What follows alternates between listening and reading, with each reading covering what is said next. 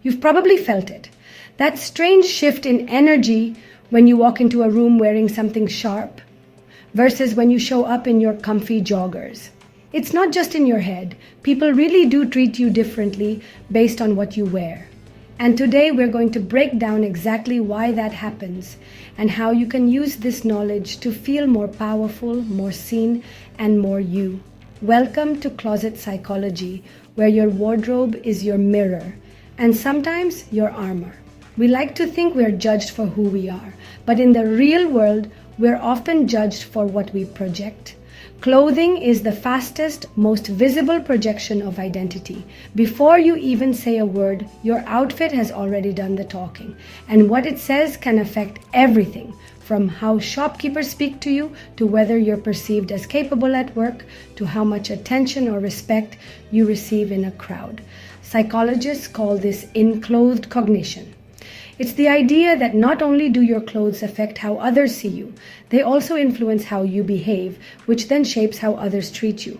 It's a loop. Enter the halo effect. This cognitive bias means that when someone sees one positive trait, like a neat, stylish outfit, they automatically assume a bunch of other positive traits.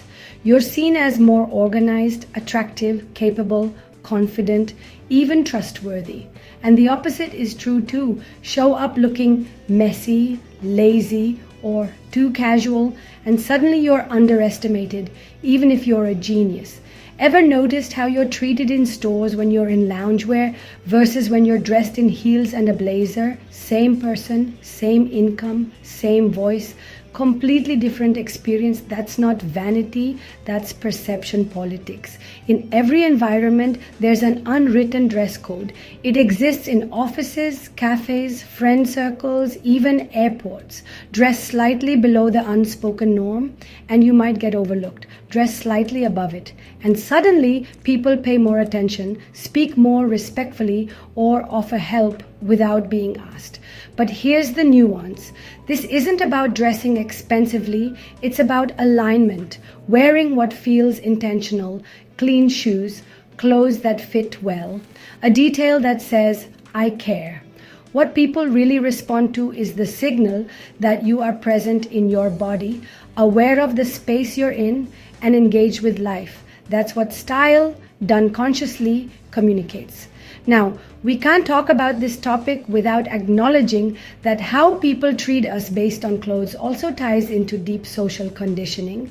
Certain brands get more respect. Certain silhouettes are associated with wealth, education, or class.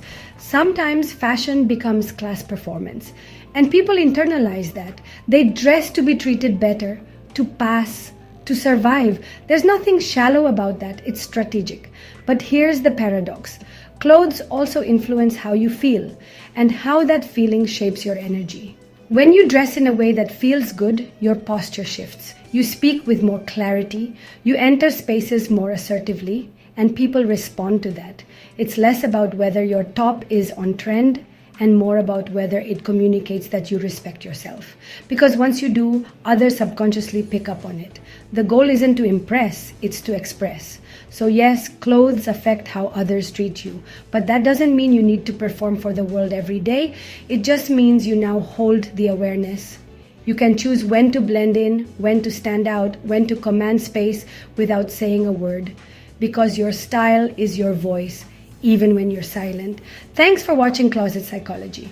If you've ever changed the way you were treated just by changing your outfit, share your story in the comments. Like, subscribe, and don't forget, you dress the body, but you also dress the message. See you next time.